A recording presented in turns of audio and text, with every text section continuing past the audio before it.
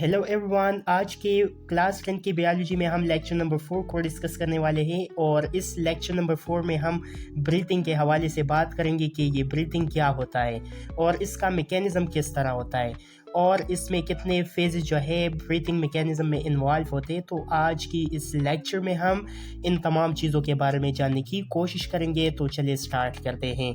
सबसे पहले अगर हम डिफिनीशन ऑफ ब्रीथिंग की बात करें तो सबसे पहले हम ब्रीथिंग को किस तरह डिफाइन करेंगे। The inhalation and exhalation of the air for the intake of oxygen and giving out of carbon dioxide is called breathing. Inhalation और एक्सहेलेशन ऑफ एयर को हम क्या कहेंगे, इसको हम ब्रीथिंग कहेंगे। यानी आसान अल्फाज में अगर हम कहें तो the process of inhalation and exhalation of the air, so this is known as breathing. ये आप लोगों ने याद रखना होगा। सबसे पहले इस ब्रीथिंग में हम इनहेलेशन ऑफ एयर करते हैं, यानी इनहेलेशन का मतलब इंस्पायरेशन भी होता है। ये जो इनहेलेशन है इसमें हम ऑक्सीजन को यानी हवा को जब बॉडी के अंदर लेते हैं तो इसमें ये जो ऑक्सीजन है ये हमारे बॉडी में ब्लड में शामिल हो जाता है और हमारे मसल्स में जो कार्बन डाइऑक्साइड जो है वो पैदा हुआ है तो ये एक्सहेलेशन प्रोसेस की मदद से ये जो कार्बन डाइऑक्साइड है वो निकल जाता है। तो इस प्रोसेस ऑफ इनहेलेशन और एक्सहेलेशन को हम क्या कहेंगे, इसको हम ब्रीथिंग कहेंगे।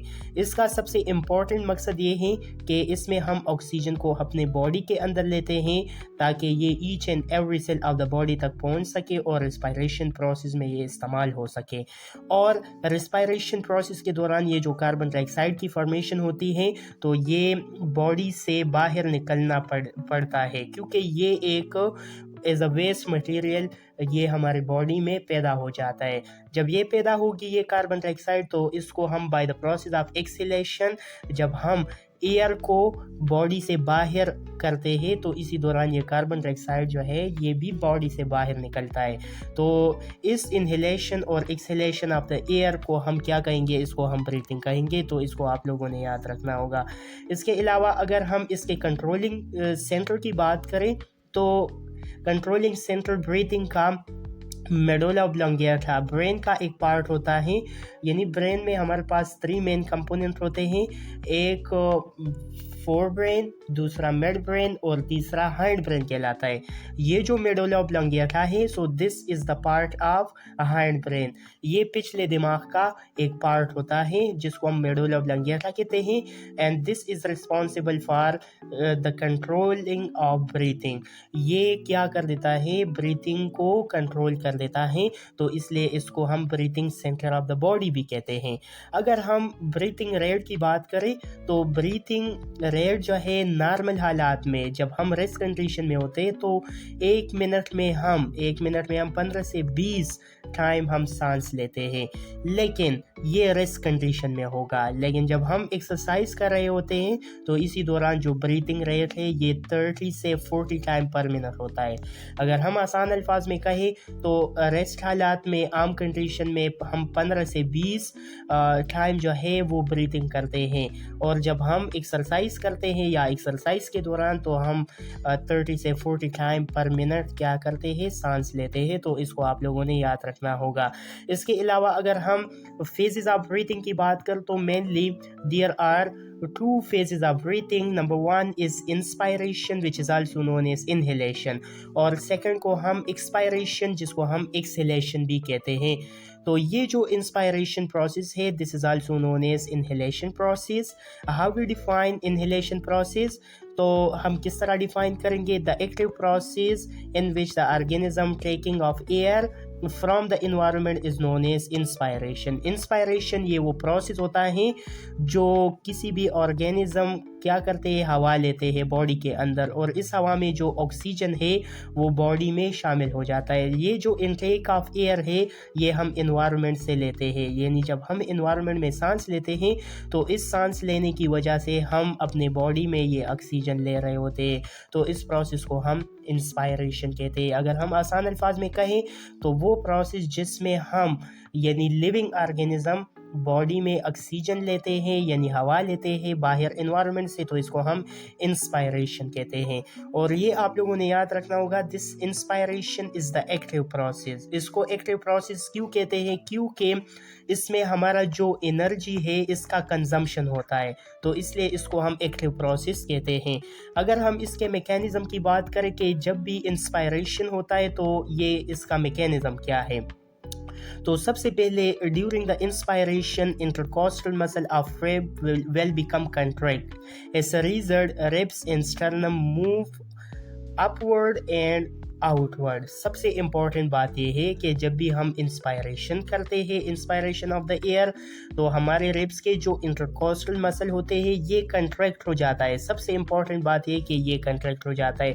इसकी कंट्रैक्शन की वजह से ये जो रिब्स और स्टर्नम है ये अपवर्ड हो जाता है और ये बाहर की तरफ निकल के आता है, यानी वॉल्यूम ऑफ द रिब्स ये क्या हो जाता है, वो इंक्रीज हो जाता है। वॉल्यूम ऑफ द चेस्ट ये इंक्रीज हो जाता है। दूसरा सबसे इम्पॉर्टेंट पॉइंट ये है कि इंस्पायरेशन के दौरान ये जो डायफ्राम मसल है ये कंट्रैक्ट होता है। वेरी इंपॉर्टेंट पॉइंट है ये। और इसके नतीजे में ये जो डायफ्राम है ये डाउनवर्ड मूविंग करता है और लेस डूम शेप होता है। डूम शेप, इस तरह के शेप को हम डूम शेप कहते हैं। तो इंस्पायरेशन के दौरान ये जो डायफ्राम है ये डाउनवर्ड मूवमेंट करता है और ये लेस डूम होता है। एक जो है इसी तरह मोर डूम होता है, लेकिन ड्यूरिंग द इंस्पायरेशन ये इसी तरह लेस डूम शेप बन जाता है। तो इसको आप लोगों ने याद रखना होगा। अगर हम तीसरे पॉइंट की बात करें तो इसमें ये बात बताई जा रहा है कि during the movement of ribs and diaphragm the volume and capacity of thoracic cavity increase in size and the pressure of the air inside the chest cavity will be decreased. जब भी हम सांस ले रहे होते हैं तो ये जो रिब्स है, डायफ्राम है, तो इसका वॉल्यूम, थोरेसिक कैविटी का जो वॉल्यूम है वो इंक्रीज हो जाता है, इसका साइज इंक्रीज हो जाता है, लेकिन इसके अंदर जो प्रेशर बन जाता है हवा का इनसाइड द चेस्ट कैविटी वो डिक्रीज हो जाता है। ये पॉइंट बहुत ज़्यादा अहम है कि जब भी हम इंस्पायरेशन करते हैं तो हमारे थोरेसिक कैविटी का जो वॉल्यूम है, कैपेसिटी है, वो बढ़ जाता है, इसका साइज बढ़ जाता है। और इसके अलावा ये जो प्रेशर है इनसाइड द चेस्ट कैविटी वो कम हो जाता है। जब ये कम होगी तो due to increase in the volume of the chest cavity and decrease in the air pressure of the lungs, the air rushes are sucked from the environment into the lung. सबसे इम्पोर्टेंट पॉइंट ये है कि जब भी हमारे chest का volume बढ़ जाता है, चेस्ट कैविटी का, और हवा का प्रेशर कम हो जाता है लंग्स में बाहर इन्वायरमेंट से, तो बाहर इन्वायरमेंट से ये जो ऑक्सीजन है यानी हवा है वो रश हो जाता है, सक हो जाता है बाहर एटमॉस्फेयर से, और ये हवा हमारे लंग्स में आ जाता है। तो हवा जो है हमारे लंग्स में फिर एल्वियोलाई में एक्सचेंज होती है इस कार्बन डाइऑक्साइड और ऑक्सीजन के दरमियान। तो इसको आप लोगों ने याद रखना होगा। इसके बाद जो सेकंड नंबर फेज आता है, this is about the expiration. This expiration is also known as exhalation. Expiration को हम एक्सेलेशन भी कहते हैं। How we define acceleration?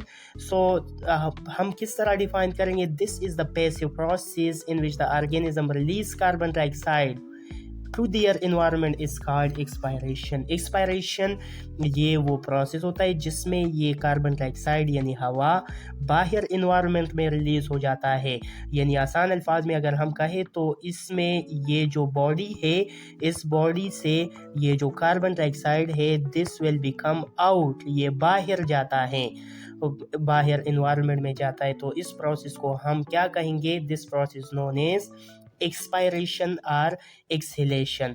अगर हम इसके मैकेनिज्म की बात करें तो इसका मैकेनिज्म सबसे पहले during the expiration intercostal muscle will become relax, ribs and sternum move downward and inward.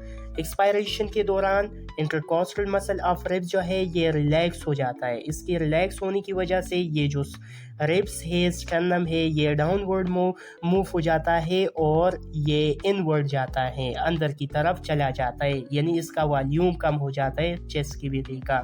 Expiration के दौरान ये जो इंटरकॉस्टल मसल है इट विल बिकम रिलैक्स, ये रिलैक्स हो जाता है।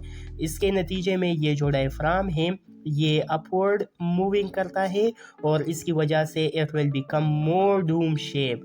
इसका जो शेप है ये इसी तरह मोर डूम हो जाता है एक्सपायरेशन के दौरान। तो इसको आप लोगों ने याद रखना है। एक्सपायरेशन के दौरान ये जो डायफ्राम है और रिब्स है ये रिलैक्स हो जाता है। इसकी रिलैक्स होने की वजह से चेस्ट कैविटी के अंदर जो वॉल्यूम है इट विल बिकम डिक्रीज, ये कम हो जाएगा। और जब वॉल्यूम कम हो जाती है तो प्रेशर बढ़ जाता है इनसाइड द चेस्ट कैविटी, ये प्रेशर इंक्रीज हो जाता है। Due to decrease in the volume of chest cavity and increase in the air pressure of the lung, air rushes from the lung into the atmosphere. जब भी हमारे पास ये जो volume of chest cavity है ये डिक्रीज होता है तो इस डिक्रीज होने की वजह से प्रेशर, एयर प्रेशर इंक्रीज हो जाएगा।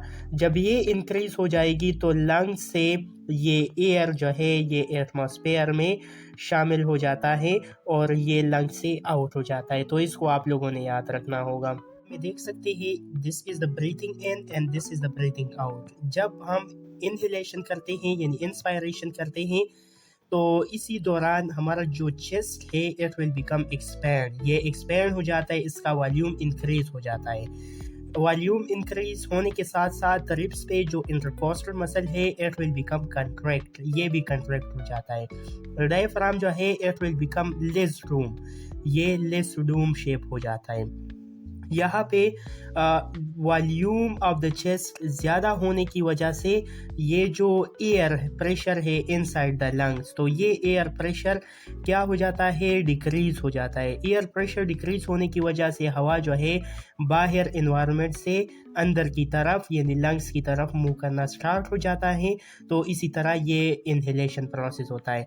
यहाँ पे अगर हम ब्रीथिंग आउट यानी एक्सपायरेशन की बात करें जिसको हम इनहेलेशन भी कहते हैं, इनहेलेशन के दौरान ये जो चेस्ट है इट विल बिकम कंट्रैक्ट, ये कंट्रैक्ट हो जाता है। लंग्स का वॉल्यूम ये डिक्रीज हो जाता है। ये जो इंटरकोस्टल मसल्स है रिब्स पे इट विल बिकम रिलैक्स, ये रिलैक्स हो जाता है। ये जो डायफ्राम है it will become more Doom shape, इसका शेप बहुत ज़्यादा इसी तरह डूम शेप हो जाता है।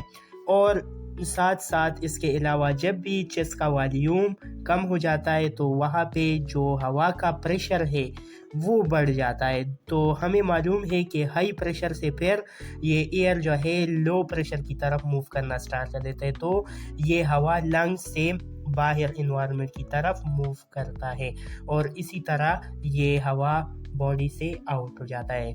तो दोस्तों ये था हमारा आज का लेक्चर नंबर 4। इंशाल्लाह लेक्चर नंबर 5 में फिर हम आगे टॉपिक के हवाले से बात करेंगे।